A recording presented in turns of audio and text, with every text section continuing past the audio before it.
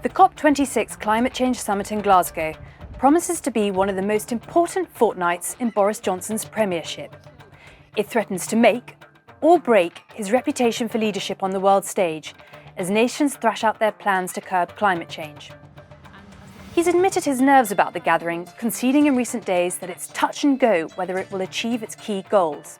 It's going to be very, very tough, this summit, and I'm very worried because it might go wrong. Already the process has suffered setbacks. An official analysis has showed that wealthy countries will be 3 years late in meeting their vow to contribute $100 billion in climate finance to poorer countries. A second report, this one by the United Nations, has meanwhile assessed each of the national plans that countries have put forward for tackling climate change and found them gravely wanting. Collectively, these plans leave the world on track for temperature rises of 2.7 degrees Celsius, which scientists predict will result in disaster and suffering across the globe.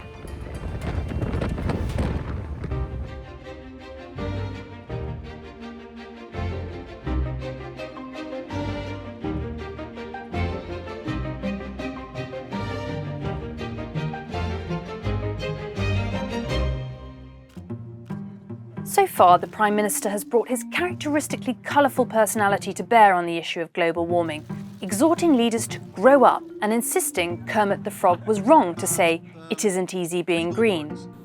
It is easy. It's not only easy, it's lucrative and it's right to be green, although he was also unnecessarily rude to Miss Piggy, I thought. However, it's not only fellow global leaders he has to try and convince, but also members of his own party. Tory MPs have become increasingly vocal about the high cost of reaching net zero carbon emissions by 2050, warning it will be expensive for both the state and consumers. It involves not only huge investment in nuclear, wind and solar power, but overhauling transport infrastructure to make way for electric vehicles and ending the era of gas boilers to heat individual homes.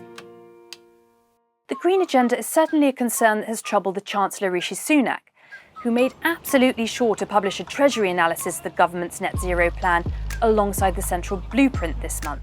While it stopped short of putting a cost on the transition, it made crystal clear it will involve tax rises to achieve.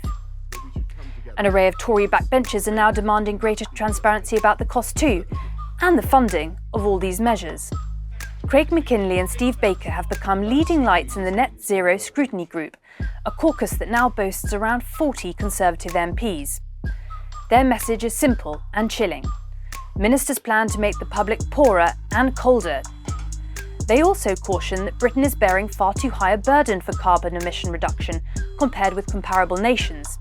While China produced around 28% of global emissions last year, and the US produced around 15% according to some estimates, the UK was responsible for just 1%.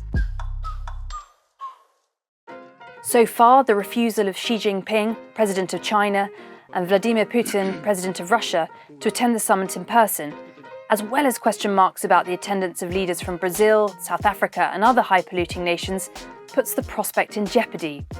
Competing with pressure from the right to move more slowly and cautiously, Johnson faces clamour from the left to go further faster. One of Labour's biggest cash pledges at its party conference this autumn was Shadow Chancellor Rachel Reeves' vow to spend £28 billion a year until the end of the decade to tackle climate change. That's quadruple what the government has committed to spend. The PM is also likely to be influenced in favour of tougher action by figures closer to home. His wife Carrie Johnson, his father Stanley Johnson, and his close friend Zach Goldsmith, whose villa he just holidayed in Marbella, are all staunch environmental campaigners. Inside the cabinet, there are reports of a rift between the PM and Alok Sharma, the man he appointed to be Cop26 president. Sharma is said by critics to be technocratic and lacking the diplomatic skills to deliver agreement between the key international players. So I was just wanting to know from you what that feels like, because it's like COP. No one knows what the COP stands for. Sharma's supporters insist Number 10 has poorly managed expectations about what Cop26 can realistically achieve, talking up the prospect of success far too enthusiastically. Cop26 is not a photo op, nor a talking shop. It must be the forum where we put the world on track to deliver on climate. And that is down to leaders. There's a wider split in Cabinet too about green measures pushing up the cost for consumers, particularly in food. It was David Cameron who first said, vote blue to go green.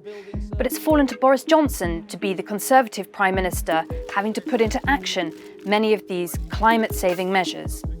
The stakes are high for the Prime Minister over the next 2 weeks at Cop26, both for the future generations across the world and for his political legacy on the global stage. But that isn't the only challenge he faces. Going forward, he has a grave task ahead of him to get the country, his party, and the voters behind him.